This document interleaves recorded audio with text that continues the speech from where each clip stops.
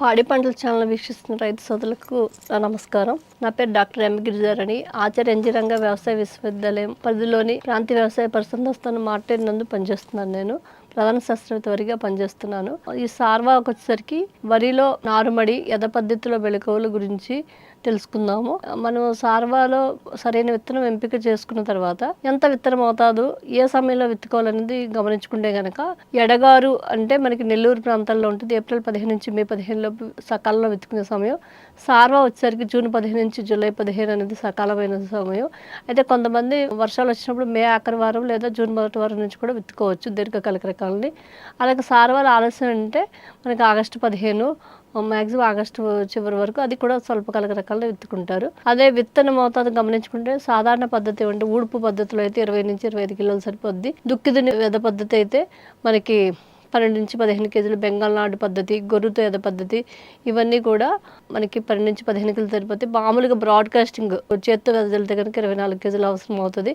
దమ్ము చేసి వెదజల్లే బదులు కూడా మనకి 12 నుంచి 15 కేజీల విత్తనం యొక్క పరిమాణాన్ని బట్టి ఉంటుంది. శ్రీవరి సాగులో అయితే 2 కిలోల విత్తనం సరిపోద్ది. నార్మల్ తయారు చేస్తున్నప్పుడు అంటే సార్వా కాబట్టి ఇప్పుడు ఎలినినో కూడా చెప్పున్నారు కాబట్టి నీరు వసతి ఉన్నప్పుడు చూసుకోవాలి. అలాగే ఎక్కువ అకాల వర్షాల వల్ల ఎక్కువ మునకు గురయ్యే అవకాశం కాబట్టి నీరు బయటకు పోవడానికి కూడా సరైన కాలువలు ఏర్పాటు చేసుకోవాలి. అలాగే నారుమడి కూడా పాత విత్తనం లేకుండా చూసుకోవాలి. పశువుల అవి వేసుకోవాలి.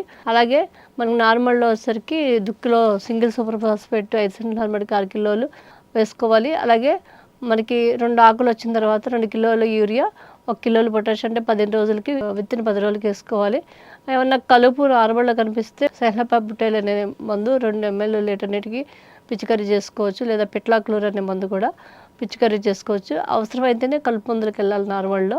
అలాగే నారుమడిలో పురుగులు తెగులు రాకుండా ప్రతి 5 సెంట్ల నారుమడికి కూడా మనకి కార్బోఫ్రెమ్ 3G గుళికలు అనేది కూడా ఉల్లికోడు కాండం పురుగు రాకుండా 5 సెంట్ల నారుమడికి 800 గ్రాములు వేసుకోవాలి. అలాగే విత్తన శుద్ధి నారుమడి వేసుకోవడానికి ముందు విత్తన శుద్ధి చేయడం వల్ల అంటే మనకి 1 కేజీ విత్తనానికి 3 గ్రాముల పొడి విత్తన శుద్ధి అయితే కార్బన్డిజం, లేదా తడి విత్తనం అయితే 1 గ్రాము లీటర్ నీటికి 24 గంటలు నానబెట్టుకోవడానికి కార్బన్డిజం, లేదా 1.5 ml తెబుకున్న తెల్ల మందు అనేది కూడా మనం 24 గంటలు నానబెట్టి మండి కట్టుకోవడం. ఈ పద్ధతి ఎక్కువగా గోదావరి జిల్లాలో జరుగుతారు. కోరొచ్చిన విత్తనాన్ని సమానంగా చల్లుకోవాలి. అలాగే ఎక్కువగా యథ పద్ధతిలో మనం సాగు చేస్తున్నప్పుడు ఏంటంటే ఉత్తర కోస్తా కృష్ణ డెల్టాలో రైతులు పడిపండు రకాలు ఎంపిక చేసుకోవటం. ముంపు చౌడు ప్రాంతాలు అసలు యథ పద్ధతిలో సాగు చేయకూడదు. అయినా కూడా యథ పద్ధతిలో సాగు చేసినప్పటికీ నీరు బయట పోవడానికి వీలుగా కాలువలు చేసుకుని ఒకవేళ అకాల వర్షాలు వచ్చినా కూడా నీరు బయటకి సులువుగా పోవడానికి మార్గాలు ఏర్పాటు చేసుకోవాలి. అలాగే నీటి లభ్యత ఉంటేనే మనం వరి సాగుకి వెళ్ళాలి. నీరు లేకపోతే వరి కాకుండా అపరాలు, మొక్కజొన్న, చిరుధాన్యాలు లాంటి పంటలకు వేసుకోవాలి. అయితే మనకి యథ పద్ధతిలో దుక్కు దున్నిన తర్వాత అక్క దుక్కులో మనం బాసర ఎరువుని పూర్తిగా వేసుకోవాలి. మొదటి దఫా నత్రజని విత్తిన 15 రోజులకి, తర్వాత పిలకల దశలో, అంకుర ఏర్పడి దశలో వేసుకోవాలి. ఇంకో ప్రధానంగా గుర్తుపెట్టుకోవాల్సిన అవసరం ఏంటంటే దుక్కు దున్నిన తర్వాత 48 గంటల్లో కొద్దిగా తడి ఇచ్చినప్పుడు పిండి మెత్తలైన కలుపు మందుని తప్పనిసరిగా పిచికారీ చేయాల్సిన అవసరం ఉంది.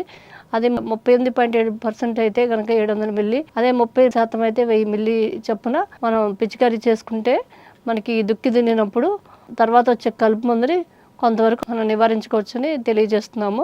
దమ్ము చేసే యథ పద్ధతిలో అయితే మనకి విత్తనం 3 నుంచి 5 రోజుల తర్వాత లేదా వారంలోపు మనకి పిట్లాక్లోర్ కానీ లేదా సాతి అనే మందు ఉంటుంది. అది కూడా ఎకరానికి 80 గ్రాముల చొప్పున మనం స్ప్రే చేసుకోవాల్సిన అవసరం ఉంది. అలాగే మనకి చౌడు భూముల్లో కానీ లేదా తేలికపాటి భూముల్లో జింకు లోపం వచ్చే అవకాశం ఉంది కాబట్టి నార్మల్లో కనుక జింకు లోపం అంటే తుప్పు మచ్చలాగా కనిపిస్తే మనకి లీటర్ నీటికి 2 గ్రాముల చొప్పున జింక్ సల్ఫేట్ 5 రోజుల వ్యవధిలో 2 సార్లు తప్పనిసరిగా చేయాలి. చౌడు భూముల్లో తప్పనిసరిగా 2 సార్లు చేసుకోవాలి.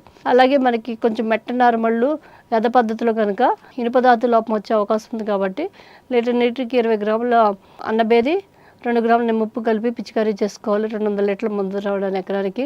ఒకవేళ ఉష్ణోగ్రతలు ఎక్కువ ఉండే కనుక లీటర్ నీటికి 5 గ్రాముల అన్నబేది సరిపోతుంది. కొద్దిగా చిటికి నిమ్ముప్పు పిచికారీ చేసుకుంటే సరిపోద్ది. కాబట్టి ఈ సార్వాలో ఈ విధంగా నారుమడి వెదజల్లు పద్ధతిలో సరైన యాజమాన్య పద్ధతులు సకాలంలో పాటించడం వల్ల రైతు సోదరులకి తక్కువ పెట్టుబడితో మంచి దిగుబడులు వస్తాయని తెలియజేస్తున్నాం. నాకు ఈ అవకాశం ఇచ్చిన పాడి పంటల ఛానల్ వారికి ధన్యవాదాలు.